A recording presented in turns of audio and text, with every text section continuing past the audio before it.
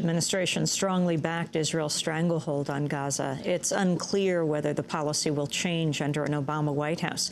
Obama's first major appointment was to select Congressmember Rahm Emanuel as his chief of staff. On foreign policy, Emanuel is thought to represent the right wing of the Democratic Party, vocally backed Israel's occupation of the West Bank and Gaza and its 2006 attack on Lebanon. Emanuel's father, Benjamin Emanuel, was a member of the Irgun, a right-wing group that carried out attacks on Palestinians in the years leading up to Israel's establishment as a state in 1948, recently made some controversial comments on his son's appointment. In an interview with an Israeli newspaper last week, Rahm Emanuel's father said, quote, "Obviously, he will influence the president to be pro-Israel. Why wouldn't he be? What is he, an Arab? He's not going to clean the floors of the White House." We're joined now in our Firehouse studio by two internationally recognized human rights advocates. Diana Buttu is a Palestinian-Canadian lawyer. He used to work with the Negotiation Support Unit of the Palestine Liberation Organization, or PLO. Reverend Edwin âEddieâ Makue is General Secretary of the South African Council of Churches, involved in the anti-apartheid struggle in South Africa from 1982. In 2005, he traveled to the Palestinian territories to monitor the elections. They are both on an anti-apartheid speaking tour across this country for the next 2 weeks. We welcome you both to Democracy Now! Diana Buttu, I wanted to start with you on Rahm Emanuel's father's comment, its significance. It is. It's a very significant comment, not just because it's coming from his father, but the fact that Rahm Emanuel himself has not backed down from this comment. He hasn't made any statements separating himself or distancing himself from his father's comments. And his voting record in the past in Congress leaves a great number of Palestinians and people who are concerned about Israel's occupation of Palestine, leaves a number of us concerned. And the situation right now in Gaza, this latest crisis, what triggered it, and what are the prospects for being able to end it? Well, very interestingly enough, last week, as people here were celebrating the election victory of Barack Obama, Israel used that opportunity to go into the Gaza Strip and kill 6 Palestinians and kidnap another 6 Palestinians. And since that time, the Egyptian brokered ceasefire has actually come to a halt. I think that we're going to continue to see much more violence, primarily because of the fact that Israel is now leading up to an election. And as has been the case with every election in Israeli history, each candidate tries to use his or her strength to demonstrate just how strong they are and how much they're going to fight the Palestinians, rather than demonstrate how much they're going to try to bring peace to the region. Now, what about Ehud Olmert, who is about to step down, but is still the prime minister, saying you got to give up the land, which is remarkable given what his position has been as prime minister? What's the significance of this? I think it's very interesting that all of these politicians are now coming forward and saying this. You know, 20 years ago, Amy, you wouldn't have been able to find an Israeli politician who would say that they have to get out of the West Bank and the Gaza Strip. Today, the numbers are increasing. The question then becomes, how are they going to withdraw? Are they going to withdraw and have equality for the Palestinians, being in the form of an equal state, or is it going to be equal rights? I haven't heard any of these politicians come forward and mention the idea of equality. That said, I think that Olmert's comments are very telling. But I think that any prime minister who's going to come into power after Prime Minister Olmert is going to face the same problem, which is the Israeli political system is driven in such a way that it ends up rewarding right-wing extremist parties. That's the way they form coalitions. And these right-wing extremist parties end up getting a lot of money from the government in order to fund and continue to build settlements. If they don't get the money, the coalition will break. And has been the case over the course of the past few decades. The only way that governments fall in Israel is either a corruption scandal or failure to pass the budget. So all of these politicians know very well that the way to move forward is to placate the right. And I fear that they're going to continue to do so. Do you see a change with the Obama administration? It really depends on who he's going to put into the administration, and I'm a little bit worried that we're going to see the same faces that we saw under the Clinton era, Dennis Ross, Martin Indyk, so on and so forth. Martin Indyk, former U.S. ambassador to Israel. Precisely. I'm concerned that there are going to be people who were formerly affiliated with the pro-Israel lobby that are going to be put into place to work on the Obama administration. More importantly, I'm concerned that this is going to be item number 20 on Obama's agenda, and because it's so far down on the agenda that I don't think that we're going to see any change anytime soon. That's what I'm afraid of. And the question of the relationship with Hamas, obviously during the the Bush administration, the attitude was no dealing whatsoever with those who were elected by the people. Your sense whether this will change at all?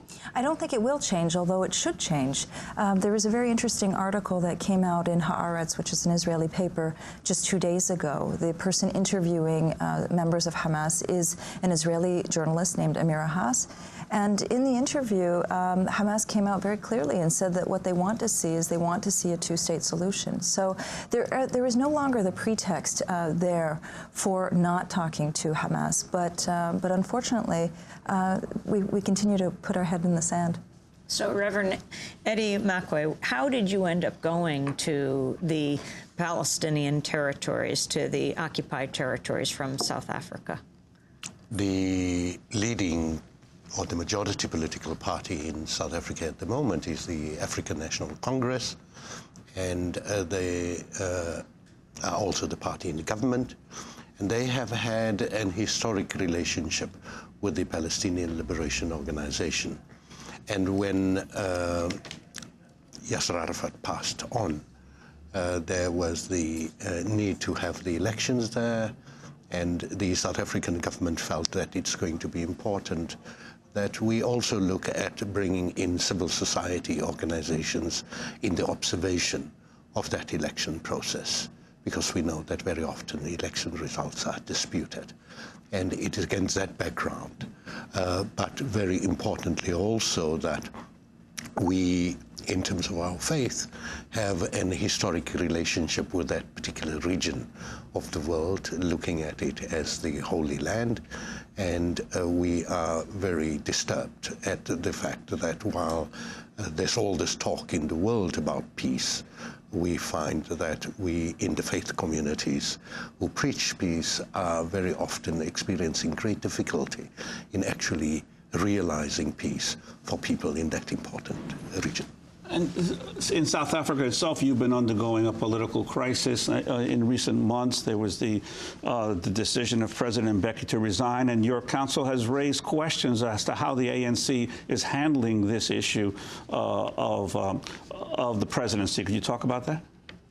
We already started expressing our concerns towards the build-up of the ANC's conference that happened at the end of December last year in Polokwane, where we noticed that there was a lot of name-calling, what we in theological terms prefer to call the politics of disgrace.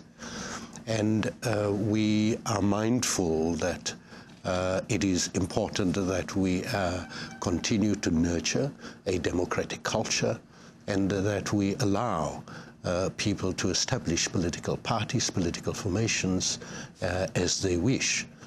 And therefore the recalling of President Mbeki a month or so ago was something that we observed with concern, particularly in light of the fact that there is a national election that should be held around about April, May of next year.